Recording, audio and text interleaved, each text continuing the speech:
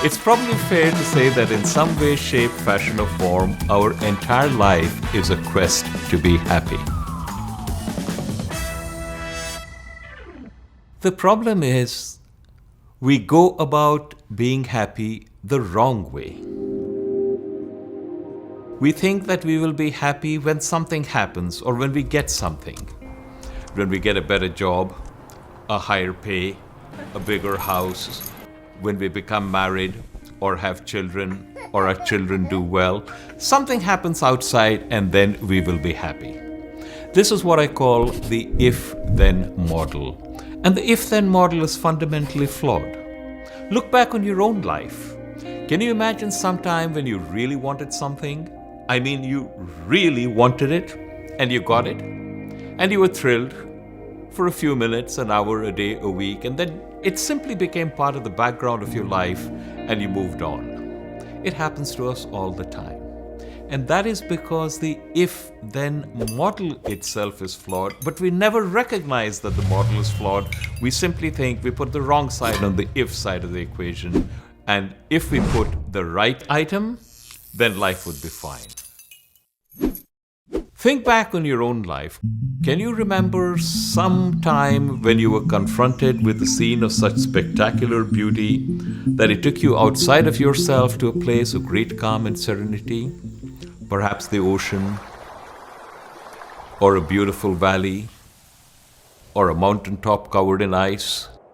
Practically everyone can remember at least one such instance. Do you remember why that happened? That happened because somehow at that instant you accepted the world exactly as it was.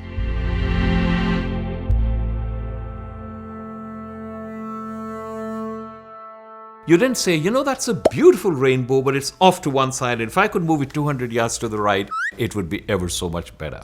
Your life right now with all of the problems you have, your life right now with all of the problems you think you have is every bit as perfect, but you're resisting some aspect of it with might and main. Darn it, this is not the way it should be. This is the way it should be. And when you resist, you buy into the if-then model, and the if-then model is flawed. That's how we all learn to be unhappy. Now, here is an important point to remember. Accepting the world as it is does not mean that you don't do anything about it. It means that you acknowledge that things are in a particular way. You will try your level best to change the way it is if it is not in accordance with your vision. But you will do this because this is your path in life. You will not do it because if you succeed, then you will be happy. If you succeed, wonderful. If you don't succeed, wonderful. You have severed the if-then link. And when you sever the if-then link and you recognize that you have no control over the universe, it goes its merry way, it always gives you exactly what you need. What you need may be not what you wanted, but it is what you require for your growth. Think of the universe as a benevolent entity. It is not indifferent towards you.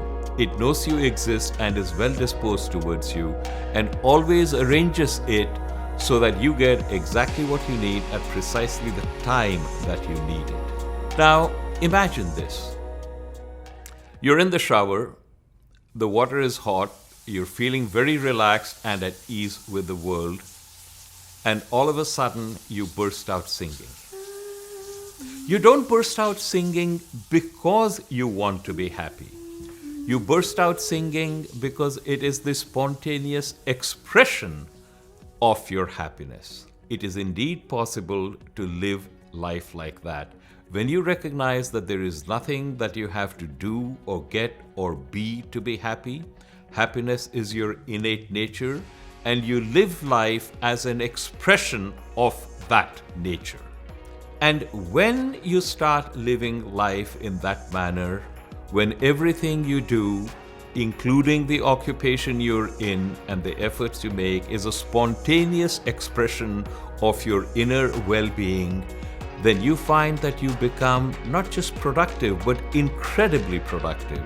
Your work blesses not only you, but everyone with whom it in somehow interacts and impacts. It's a different way of living, and this way of living is infinitely more satisfying to you personally and brings good to the world outside.